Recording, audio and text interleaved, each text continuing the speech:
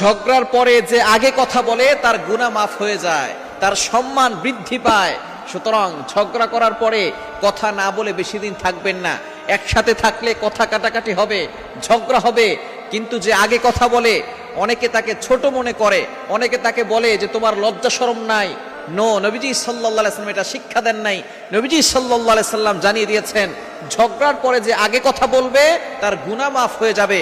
অনেক ভাই এমন আছে, আপন ভাই, সম্পত্তি নিয়ে ঝগড়া করে তারা ভাই ভাইয়ের সাথে কথা বলে না।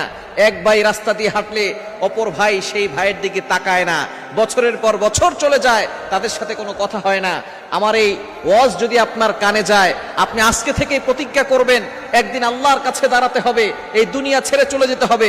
যদি দুনিয়া থেকে চলে না যান তাহলে আমার শোনার কোনো দরকার নাই।